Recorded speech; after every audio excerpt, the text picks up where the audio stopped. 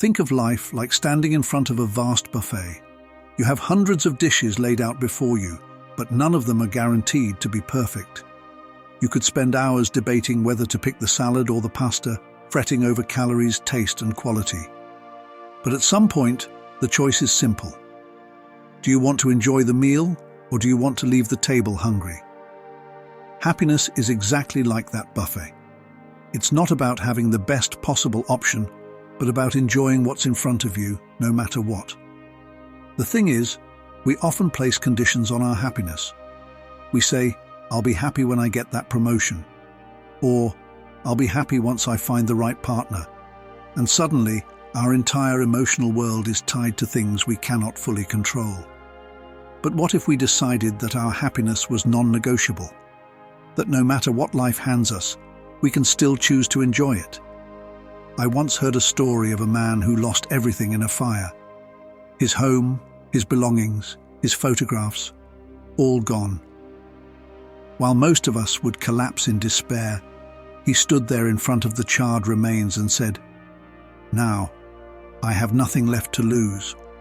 What he meant was, with nothing tying him down, no attachments, no possessions, he felt an odd sense of freedom. He wasn't tethered to his things anymore. His happiness no longer depended on them. It's a powerful reminder that our material world can be taken from us in an instant, but the choice to be content remains ours forever. In life, we spend so much energy fighting reality. We complain about the weather, the traffic, the neighbor's loud dog. It's as though we believe deep down that if we protest enough, the universe will somehow rearrange itself to fit our personal preferences. But here's the truth. The universe doesn't take orders. The only thing we truly control is our response to it. There's a small village I once visited that had a tradition during its annual harvest festival. No matter how much or how little was harvested that year, the villagers would come together to celebrate. Some years were abundant, others less so, but the joy they experienced wasn't tied to the quantity of the crops.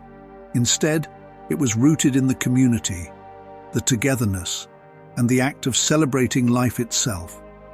They had learned the art of being happy with what they had, regardless of whether it met the ideal standards.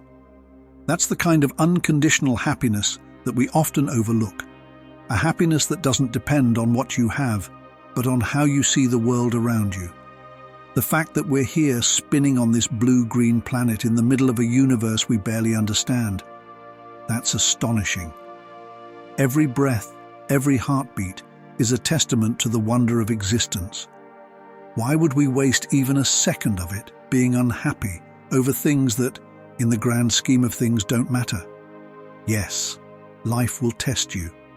It will knock you down.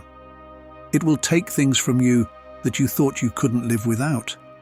But if you've made the choice to be happy, even in the face of life's hardships, then you'll always find a reason to smile. You'll see beauty in the chaos, just like a photographer finds the perfect shot in the middle of a storm.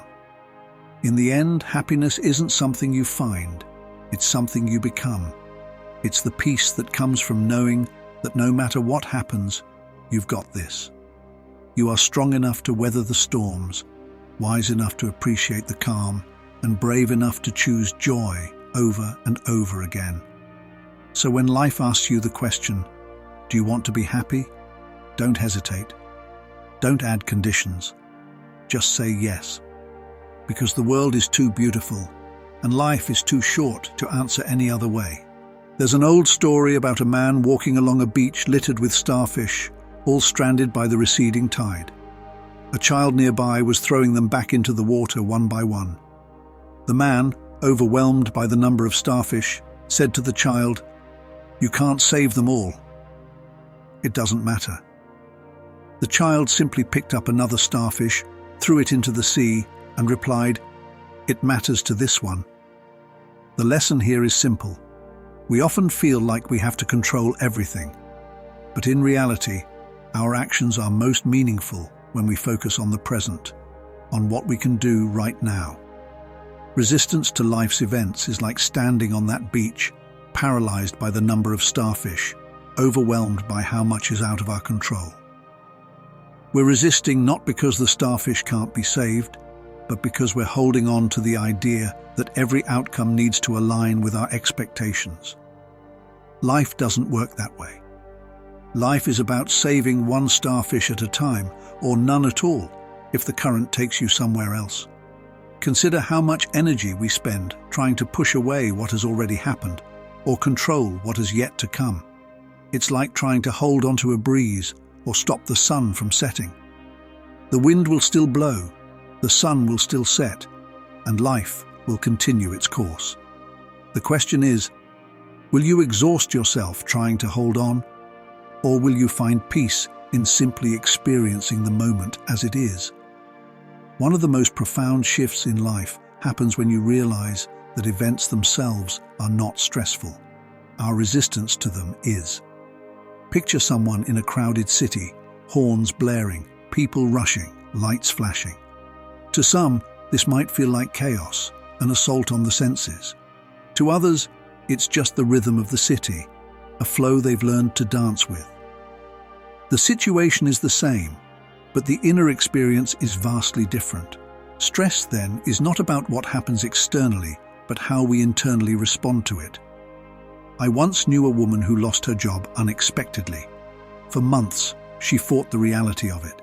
She replayed the situation in her mind, telling herself it was unfair, that she didn't deserve it, that if only she had done something differently, she would still be employed. But the job was gone. The resistance, the clinging to the past, was what kept her stuck in misery. One day, after much struggle, she simply stopped fighting. She accepted the loss and allowed herself to grieve, to feel the sadness and disappointment without trying to change it.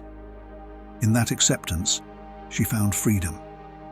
And shortly after, she discovered a new path, a career she hadn't even considered before. This woman's experience is a perfect illustration of how life presents us with challenges that, when resisted, turn into suffering. But when accepted, they transform into growth. The energy we waste fighting life's flow could be channeled into something far more meaningful, into embracing what is, rather than battling what isn't. Let's talk about fear. Fear is a powerful force, isn't it? It's like a shadow that looms over us, dictating our decisions, making us doubt ourselves. But what if we viewed fear not as something to conquer or avoid, but as something to move through? Picture yourself standing in a dark tunnel, fear swirling around you. Most people would try to run away, but the tunnel only seems to stretch longer the more you resist. Instead, if you walk forward, if you move through the fear, you eventually come out the other side, into the light. We often forget that the things we resist most are the things that hold the greatest potential for transformation. Fear, loss, failure. They are not enemies to be defeated, but teachers that guide us toward a deeper understanding of ourselves. It's like the seasons.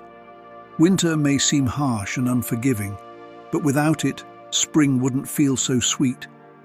The cold forces us to slow down, to reflect, to conserve our energy for the blooming that comes later. Life, in all its unpredictability, works the same way. Imagine if we could live like this every day, meeting each moment with openness, allowing the events of life to pass through us without clinging or resisting. The small frustrations that once seemed unbearable would become ripples in the water, passing through without disrupting our inner peace. And the big challenges? They would become opportunities to grow, to expand, to learn how to float just a little bit more freely. Take a moment to think about the ordinary things we overlook. A father holding his child's hand as they cross the street, a woman gazing out the window while sipping her morning coffee. These scenes seem so mundane, yet they are part of the fleeting beauty that death ultimately reveals. Imagine if you could freeze that moment, the warmth of the child's hand or the bittersweet taste of the coffee, because you knew it might be your last. How much more present would you be in that second? Yet it's so easy to get caught up in the race of life, blinded by the next meeting, the next task, the next achievement, all while life quietly slips away. Years ago, I met a man who had just lost his wife unexpectedly. In one breath she was there, in the next she was gone. His words stayed with me forever. We argued about the stupidest things, what show to watch, what to have for dinner, and now I'd give anything just to hear her voice nagging me about what groceries we need. How often do we get tangled in petty disputes and forget that these people, with all their quirks and flaws, are the very fabric of our lives? Death strips away the trivial and reminds us what truly matters. It's not the argument over the remote, it's the shared laughter, the warmth of a smile, the comfort in knowing someone is there.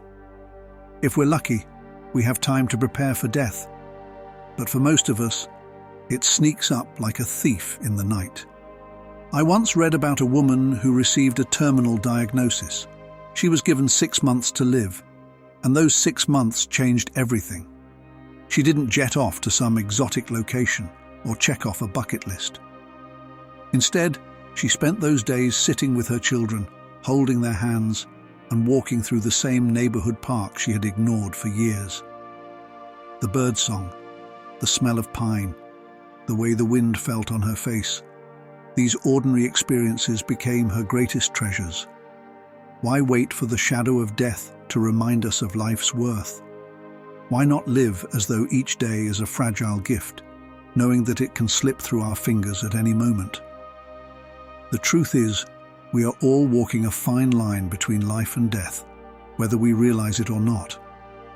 Every time you step outside, drive your car, eat your favorite meal, or go to bed at night, you're dancing with the possibility that this might be the last time.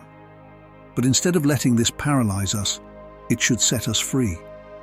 If today were your last day, would you be as concerned about that work deadline, that rude comment, or that extra £5 you're trying to lose? Or would you be focused on soaking up the laughter of your friends, the love of your family, the sensation of being alive in this moment?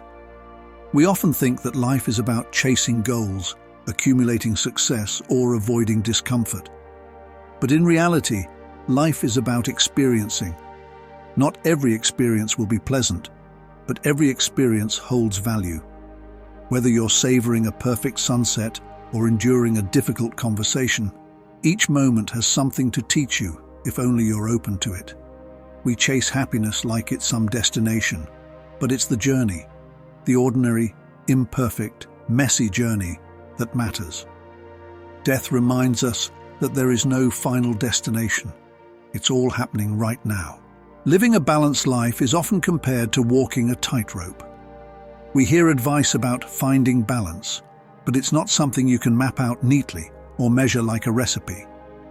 True balance is a living, shifting process, and it's hard to grasp because it often defies explanation. When people hear about concepts like the Tao, they may think of something too abstract to understand, but its essence is something we encounter daily, even in the most mundane activities. It is woven into every interaction, every decision, every joy and struggle. The challenge is seeing it. Take the idea of balance in relationships, for example. Imagine you're holding hands with someone you love. Now squeeze their hand as hard as you can. At some point, what starts as connection becomes pain. The act of holding too tightly begins to push the other away. On the other hand, if you hold too loosely, the connection fades and they may slip away. There's a perfect pressure that is neither too much nor too little. It's just right. This is a simple, everyday metaphor for balance, yet so many of us lose sight of it in our personal lives. We become afraid of losing people, so we cling too tightly, suffocating the connection. Or we become overly independent, losing touch altogether. We swing from one extreme to the other, not realizing the peace that lies somewhere in the middle. Think of balance in terms of time. The phrase "time is money" has driven many people into constant motion, hustling from one task to the next, trying to maximize every minute. In contrast, There are those who spend too much time in inertia, waiting for the right moment to start living. Both approaches are like racing a car with one foot on the gas and the other on the brake. You either burn out or you stay stuck in neutral. Balance is knowing when to accelerate and when to coast, when to push forward and when to rest. During a particularly stressful period of my life, I found myself consumed by work, driven by the need to prove something to myself and others. I was always on, always doing, always achieving. But at some point, I realized that I was running on fumes. My health was declining, my relationships were suffering, and I wasn't any happier for all the so-called success I had achieved. I was operating at an extreme, the extreme of overachievement. It took me hitting a wall, both physically and emotionally, to realize that true success isn't about how much you do. It's about how aligned your actions are with what actually matters to you. In a very different phase of life, I swung to the opposite extreme. I let go of all the pressures to achieve, but instead of finding peace, I fell into a kind of apathy. I wasn't pushing myself at all, and that lack of drive led to a sense of purposelessness. It wasn't until I found a middle ground, a place where I could work with intention, but not to the point of burnout, that I began to thrive again. This is the lesson of balance. Extremes lead to exhaustion and stagnation, while balance nurtures growth. We can even see this in nature. Imagine a garden, too much water and the plants drown, too little and they dry out. Both extremes kill life. The gardener's skill lies in knowing when and how much to water, adjusting to the changing seasons, the different needs of each plant. Life is no different. We are all gardeners of our own existence, constantly adjusting, constantly learning when to give and when to withhold. Even in parenting, balance is key. If you protect your child too much, never letting them fall or struggle, they don't grow resilient. On the other hand, if you're too hands-off, letting them fend for themselves without guidance, they can become lost or overwhelmed. The challenge is to find that middle ground, giving enough support for growth, but enough space for independence. In today's fast-paced world, where there's constant pressure to do more, be more, and achieve more, the wisdom of the Tao might seem counterintuitive. We're often told that success comes from hard work and relentless pursuit. But what if true success comes from balance? What if the real secret to living well is not in pushing harder, but in knowing when to pull back? This doesn't mean giving up on ambition or goals, but rather understanding that there's a time for everything. A time for action and a time for rest, a time for striving and a time for simply being.